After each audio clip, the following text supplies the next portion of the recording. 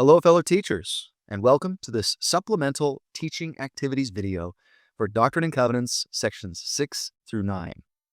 And remember that the purpose of these videos is not to focus on commentary or insight, but to give you ideas, activities, and questions that you might consider using if you're teaching a Come Follow Me lesson this week. And also, the idea is not to use every idea or every slide, but to pick and choose the ones that you feel are best suited to the needs of your students and your time frame. With that being said, let's get started. Lesson number 1, a good desire. And just like in the Insight video, I'm going to start with Doctrine and Covenants section 7, and then combine sections 6, 8, and 9 together into one afterwards, because thematically, I think that makes sense. Now, we could focus on the missionary work equals joy message for the truth in this section. And that truth is certainly in there. John shows us that missionary work is the kind of work that you could do for a lifetime. Not just a lifetime, but for many lifetimes, and never tire of it.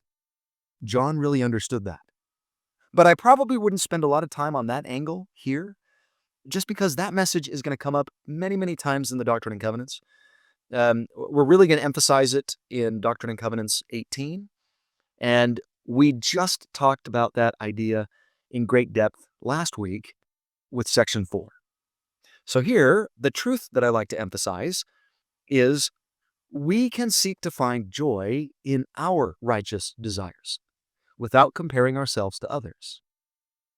The fire in the bones for this section is found in the common human experience of comparison. We all struggle with it. It's really hard not to. And this section can help our students to see themselves and their desires and their gifts in a different light, to value their own unique gifts and strengths, rather than becoming envious or prideful by comparing themselves to other people. Our job as teachers, then, is to help them feel a sense of gratitude and fulfillment in their own distinctive contributions to God's work. For an object, I would bring in both an apple and an orange. And at some point during the lesson, you could bring those out and refer to the common saying that people use when it comes to making comparisons. You might sometimes hear people say, "Oh, it's apples and oranges." And then just ask them what they think we mean by that. And what we typically mean is that it's not really an issue of good, better, best. One of these things or choices is not inherently better than the other. They're both fruits, they're both good, they're both nutritious. Which one you take is just a matter of preference. And it's the same thing when it comes to our gifts, desires, and strengths. Comparison, you could say, is fruitless. So our icebreaker is the living apostle activity. And I think it's a really great one for teaching this particular section. Usually, people don't get it right at first, and there's some confusion as they keep naming apostle after apostle, even to the point where they might have named all 15 of the brethren. And then finally, you start to get to those last couple of clues, and it becomes apparent that you're talking about a special situation here, that it's John the Beloved who's the living apostle that you're describing. You're going to want to give some background then to this section. I talk about that in the Insight video, and then you move into the search activity. And the search activity is to simply just invite them to look for what it was that both John and Peter desired. Jesus told these two apostles to make a wish and promised that he would grant it. John's desire was to live until the second coming, engaged in the work of bringing souls to Christ. Peter's desire was to return speedily to God's presence right after he died. And after that, I just, as the teacher, help my students to understand that John's desire was no greater than Peter's. Teach them the meaning of the word greater in this context. It's clearly stated right there in verse 6. My beloved has desired that he might do more, or a greater work. Synonymously, greater meaning more, not better.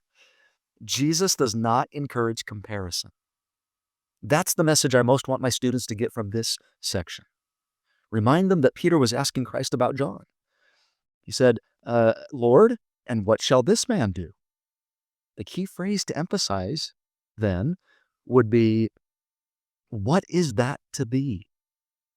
The implication being, Peter, that has nothing to do with you. It's not your concern. You focus on your path and allow John to focus on his. Because those paths and your desires are different. Your desire is good. John's desire is good. And, verse 8, you shall both have according to your desires, for you both joy in that which ye have desired. It's okay that your desires, your works, your paths are different. After that, give your students some modern examples of that idea so they get an understanding of the principle. In my insight video, I used the examples of my time serving as bishop, and then my grandma choosing to spend more time doing humanitarian work than serving in the temple. And I'd then take that as an opportunity to ask a take-it-to-heart question.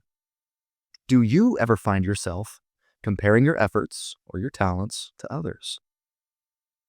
And then why would Jesus encourage Peter not to do that? What's the danger of comparison? How can you celebrate the strengths and desires of others without feeling like yours are less? A video that you could show is this one called, Am I Good Enough?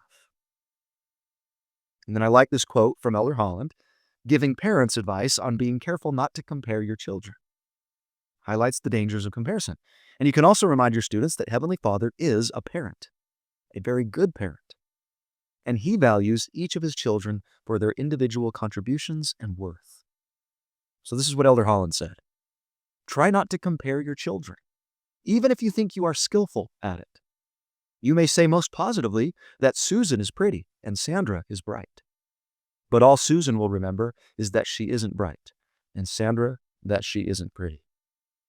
Praise each child individually for what that child is, and help him or her escape our culture's obsession with comparing, competing, and never feeling we are enough. To encourage your students to feel gratitude for and to focus on their own righteous desires, for a handout, you could ask them to write down at least one thing that they feel is a unique desire, gift, or strength that they have to offer as disciples of Christ. And tell them that nobody else is going to see it. It's personal. No comparisons. And after they've written that down, ask them to take a close look at it and remind them that that is a good desire. You have a lot to offer and a lot to be grateful for. Don't worry about what anybody else wrote down. Know that God is pleased with you and your good desires. Now go out and seek to give the church and the world your unique offering. For an I will go and do question, what could you do this week to act on your unique good desire? Put it to use, to not bury your talent. Go out and turn that desire into action. Our takeaway slide then just serves as a reminder of our principle to beware of comparison and to find joy in our personal righteous desires. All right, now I'm going to combine some of the elements of lessons 2 and 3 here because they're so closely linked. The big theme here in these sections is the doctrine of personal revelation. But realistically, if you only had 1 hour or less to teach these 3 sections, you probably couldn't do all that I suggested in the Insight video. There, I focused on 3 major principles: the do's of personal revelation, the don'ts, and the hows, or how to recognize the promptings of the Spirit, how it speaks to us. If I had to divide that up into 2 lessons, I think I would either cover the do's and the don'ts, or just focus on the hows. You'll have to decide as a teacher which truths you wish to emphasize with your students. Some of the major suggested truths that you might choose from are as follows. Receiving God's guidance involves more than just asking. It requires faith, patience, and active effort. Recognizing personal revelation is a skill we grow into over time. God communicates through both our minds and our hearts, or in other words, our thoughts and feelings. Doubt and fear can block spiritual communication. And as we follow the principles of personal revelation, we are encircled in God's love, guided through life's challenges, and strengthened with wisdom and salvation. And the fire in the bones for both of these lessons is really easy to kindle. I've got to say that this is one of the most common questions I've been asked as a teacher throughout my career in religious education. How do I know when it's the Spirit guiding me? Or how do I learn to recognize and follow the promptings of the Spirit? This lesson can really help to answer those deep questions and concerns that I'm almost positive some of your students are going to have, if not all. We then, as the teacher, have the opportunity to clarify and give confidence to our students in learning how to better receive and act on personal revelation, a fundamental and essential spiritual skill in navigating mortality. If that doesn't give us some fire in the bones, I'm not sure what will. Our object, a compass. It's a great visual reminder of one of the Holy Ghost's roles in providing us with personal guidance during our lives. The scriptures and the words of the living prophets are like the map. They provide us with general truths and principles and give us the desired destination that we're all seeking to attain, to get to. But our paths to that destination are all going to be different. And we're going to need some individualized guidance and instruction for the specific challenges, obstacles, and experiences that we personally are going to face. So understanding personal revelation is like learning how to use a compass. There's specific instructions and rules for using a compass effectively. The purpose of this lesson is to help your students better understand the principles of spiritual orienteering. So I would use this same icebreaker regardless of the two lessons that you choose to emphasize, because it helps to set the stage and effectively introduces the theme. My suggested icebreaker is the secret phrase handout that I shared in the Insight video. Invite your students to find the revelation variations, other words that we could use in place of the word revelation to make this process less intimidating and seem more achievable. And that activity is also going to introduce us to the theme, getting God's guidance. After that activity, I suggest that you provide them with some context. Introduce them to Oliver Cowdery and relate a little about his story and how he came to be the prophet's scribe. Then, give them some background on the challenges Oliver faces as he expresses a desire to try to do some of the translating himself. And if you wanted to show a video during this lesson, this might be a good place to do that, to give your students some background to the story. The church has produced a video covering the events that are described in the section headings of these chapters, and it's called Days of Harmony, Pennsylvania. But a caution here, it's a very long video, like 25 minutes, and I definitely wouldn't show the whole thing. But you could pull out some parts of it that are particularly focused on Oliver and his struggles to learn the workings of the Spirit. So some suggested timestamps to consider would be to show from timestamp 310 to 801, which covers the story behind Oliver and Joseph's meeting. And then you could show them from 1520 to 1748, which gives you some of the background to section 6 as Oliver seeks a further witness of the divinity of the work of translation.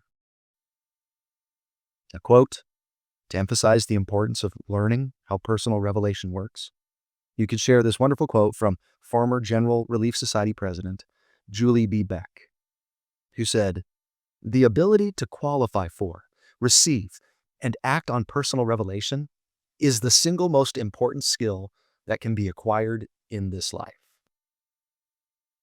Now, with that setup and introduction, this is where the two lessons can diverge, and you'll need to choose which direction you want to take your lesson. The first that I'll present here is the do's and the don'ts. For a search activity then, divide your class up into pairs and assign one half of the duo to look for the do's in the provided verses, and the other half to look for the don'ts in theirs. You can give them the following handout to write down what they discover as they go. And you'll notice that it's a little different from the one that I had in the inside video, in that it's simplified to only show the do's and the don'ts, not the hows. If you feel you have time when they're finished with their personal study, give them a couple of minutes to share what they found with their partner, and then have a larger discussion as a class. The inside video provides you with some of my thoughts on the things that they might find, which can help you to be prepared to have a discussion on those topics. And they may, and very likely, will share different things than I did, which is great. Allow them to just discover what the Spirit teaches them. Then feel free, as the teacher, to share any insights or verses that you feel are important that weren't shared by your students. Take it to heart question. Can you share a specific experience where you felt that following one of these do's or don'ts helped you to receive guidance from God? And you as the teacher should be prepared to share one of your own experiences to get the ball rolling. For our I will go and do question, pick one of the following suggestions for applying the truths that we just learned about personal revelation that you wish to experiment with. Or come up with one of your own. And then I give them a list of a number of suggestions there. The takeaway slide reminds us that God will guide us, that there are definite things we can do and some things we should avoid as we strive to get God's guidance. So do the do's, avoid the don'ts, and God will provide us with help as we seek Him in faith. Now that's one area you might choose to focus on. Here's the other one, the how. How can I recognize the voice or the promptings of the Spirit?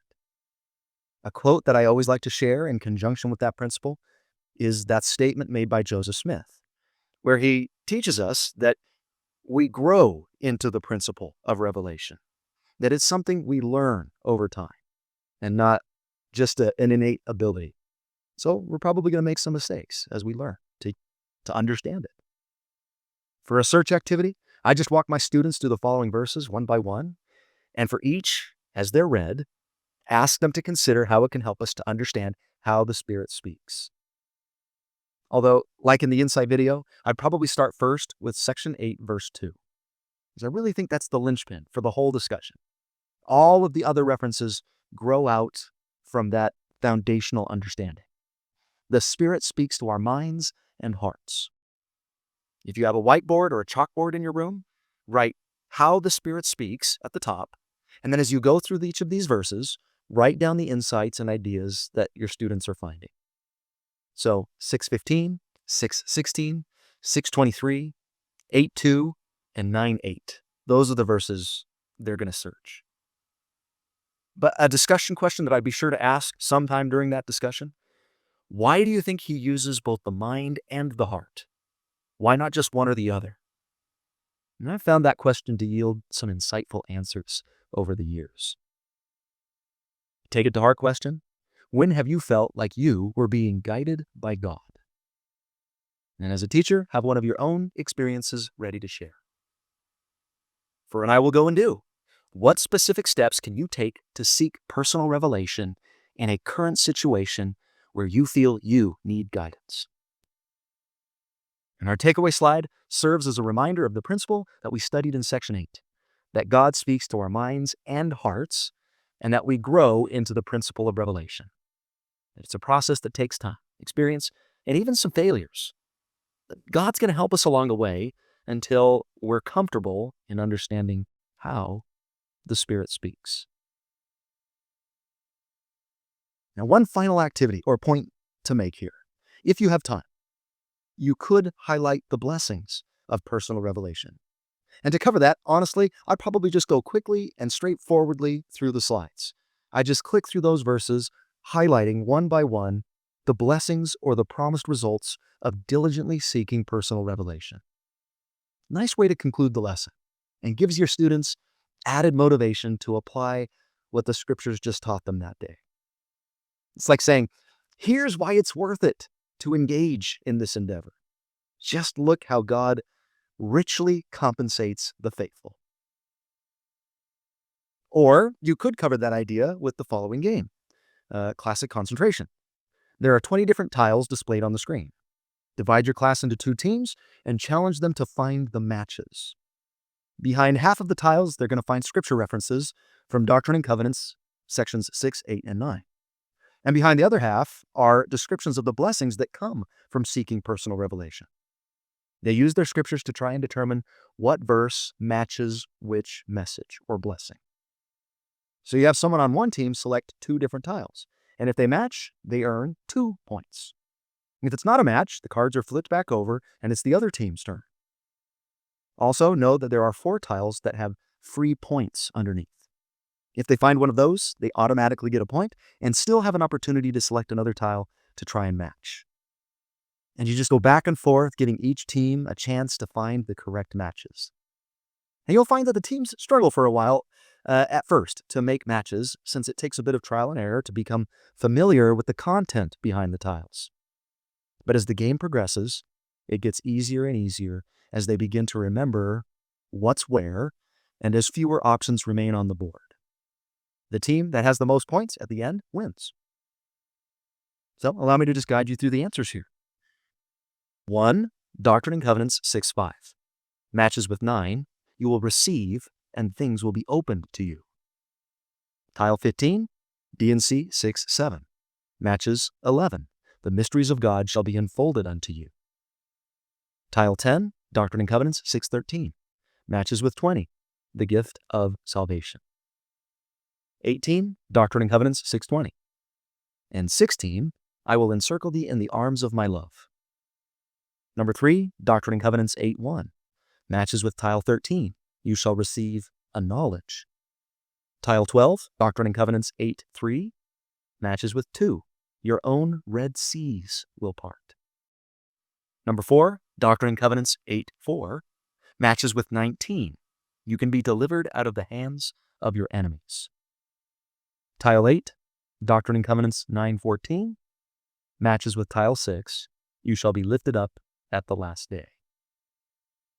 And behind 17, 5, 14, and 7, that's where you're going to find the free points.